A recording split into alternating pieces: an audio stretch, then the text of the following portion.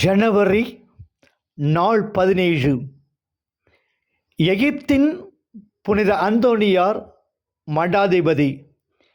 கிபி 251 முதல் 356 வரை.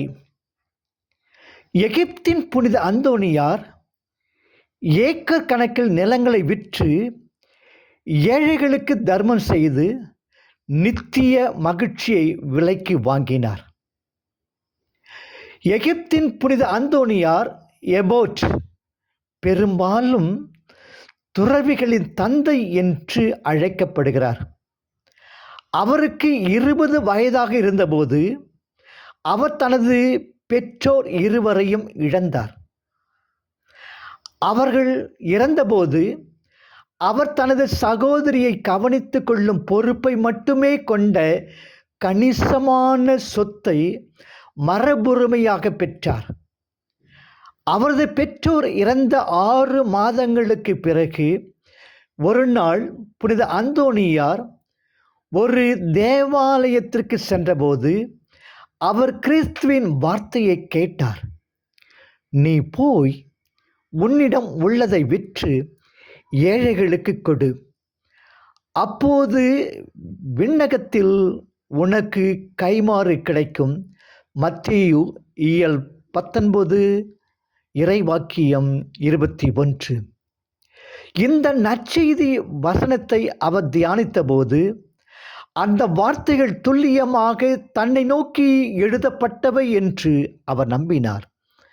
தானும் தனது சகோதரியும் வரிச்சுமையிலிருந்து விடுபடுவதற்காக 120 ஏக்கர் நிலத்தை அண்டை வீட்டாருக்கு நன்கொடையாக வழங்கினார். சிறிது காலத்திற்கு பிறகு அவர் தனது சொத்தில் சிலவற்றை விற்று ஏழைகளுக்கு கொடுத்தார்.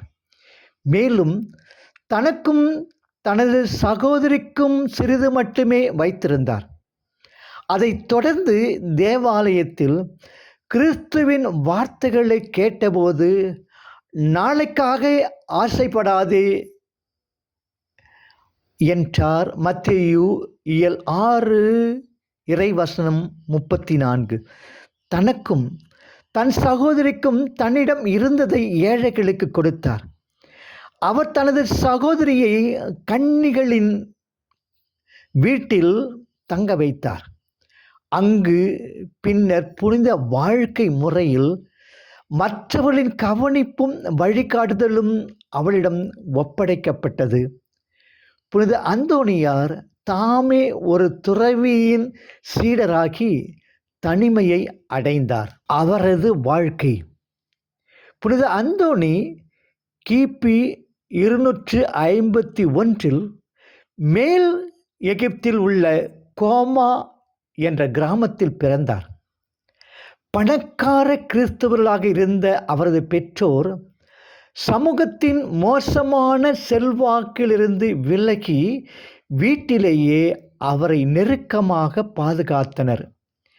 வீட்டிலேயே ஆர்வத்துடன் பாதுகாக்கப்பட்டதால் உலக மொழி இலக்கியம் பற்றி அவருக்கு தெரியாது. தாய் மொழியை தவிர வேறு எந்த மொழியையும் அவரால் படிக்கவோ எழுதவோ முடியவில்லை. சிறு வயதில் இருந்தே அவர் நிதானம் மற்றும் தேவாலய கடமைகளில் அடிக்கடி கலந்து கொள்வது மற்றும் தனது பெற்றோருக்கு சரியான கீழ்ப்படிதல் ஆகியவற்றுக்காக குறிப்பிடத்தக்கவராக இருந்தார். அவரது பெற்றோரின் மரணத்திற்கு பிறகு அவர் கோமாவில் 15 ஆண்டுகள் துறவியாக வாழ்ந்தார். அவரது கிராமம் கிபி 285 தனது 35வது வயதில் கோமாவை விட்டு வெளியேறி நைல் நதியின் கிழக்கு கிளையை கடந்து ஒரு மலையின் உச்சியில் ஒரு பழைய கோட்டையின் இடிபாடுகளில் தனது இருப்பிடத்தை எடுத்துக்கொண்டார். இந்த மலையில் அவர் 20 ஆண்டுகள் தனிமையில் வாழ்ந்தார். 6 மாதங்களுக்கு ஒரு முறை ரொட்டி கொண்டு வந்தவரை தவிர வேறு யாரையும் பார்ப்பது அரிது. மக்களின் தொடர் கோரிக்கையால் கிபி 305 மலையிலிருந்து இறங்கி தன் வாழ்நாளின் 55வது ஆண்டில் பாலியத்தில் முதல் மடத்தை நிறுவினார். கிபி 311 ஆண்டில் மாக்சிமினஸ் கிறிஸ்தவர்கள் மீதான அடக்குமுறையை புதுப்பித்த போது புனித அந்தோனியார் தியாகத்தின் வேத சாட்சியின் மகுடத்தை பெறும் நம்பிக்கையில் எகிப்தில் உள்ள அலெக்சாண்ட்ரியாவிற்கு சென்று சிறைச்சாலைகளிலும் அவர்களின் பாதாள அறைகளிலும் அவர்கள் தூக்கிலிடப்பட்ட இடங்களிலும் தியாகிகளை பகிரங்கமாக ஊக்குவித்தார். அவர் தனது வெள்ளை துறவற பழக்கத்தில் நகரத்தை வலம் வந்தார். அவர் தனது வெள்ளை அங்கியில் துறவற பழக்கத்தில் நகரத்தை வலம் வந்தார். மேலும் ஆளுநரின் பார்வையிலும் தோன்றினார். ஆனால் மற்ற கிறிஸ்தவர்களைப் போல தேவையில்லாமல் அதிகாரத்தை தூண்டியதில்லை. அடுத்த ஆண்டு துன்புறுத்தல் குறைந்தவுடன் அவர் தனது மடத்திற்கு திரும்பினார்.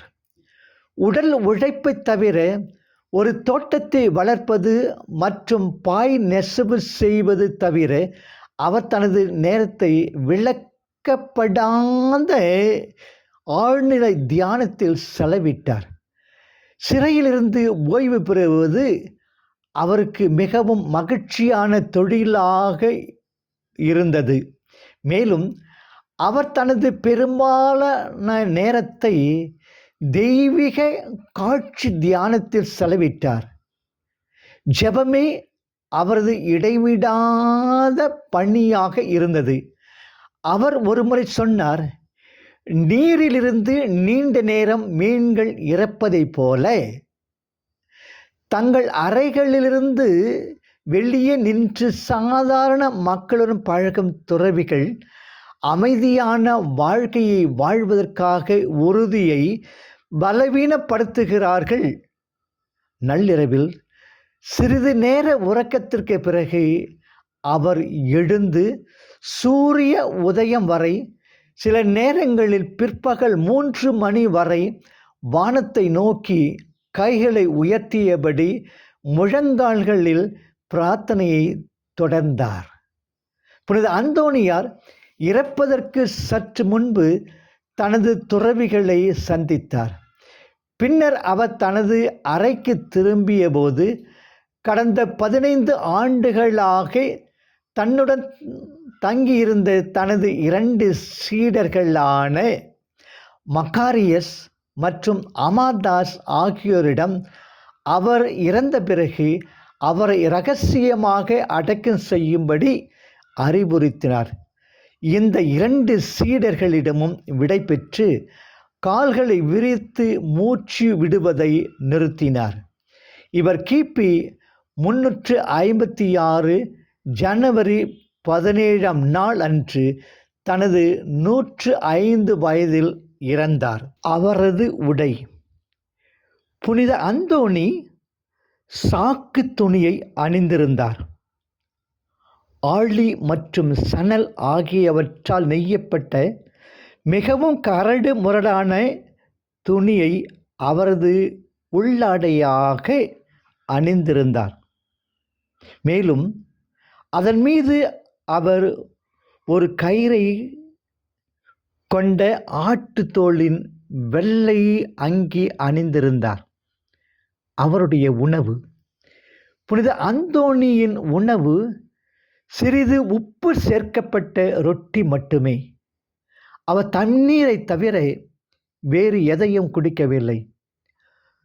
சூரிய மறைவிற்கு முன்பு அவர் ஒருபோதும் சாப்பிட்டதில்லை. சில நேரங்களில் 2 அல்லது 4 நாட்களுக்கு ஒரு முறை மட்டுமே சாப்பிட்டார். வெற்று தரையில் அல்லது அவசர பாயில் தூங்கினார். அவரது பற்றிய கதை. புனித அந்தோணியின் வாழ்க்கையை பற்றி பல புராண கதைகள் உள்ளன. குறிப்பாக அவரது போர்கள் அவரை தொடர்ந்து கேலி செய்த பிசாசுகள் பெரும்பாலும் சிலுவையின் அடையாளத்தால் அவர்களை ஓட செய்ய அவரால் முடிந்தது. அவரது சிபாரிசின் மூலம் பல அற்புதங்கள் நிகழ்த்தப்பட்டன. 11ஆம் நூற்றாண்டில் புனித அந்தோனியின் நெருப்பு என்று அழைக்கப்படும் எர்கோடிசம் என்ற கொடிய தொற்று நோய் ஐரோப்பாவின் பல பகுதிகளில் பரவியது. இந்த நோய் காட்டுத்தீ போல் பரவி பல உயிர்களை பறித்தது.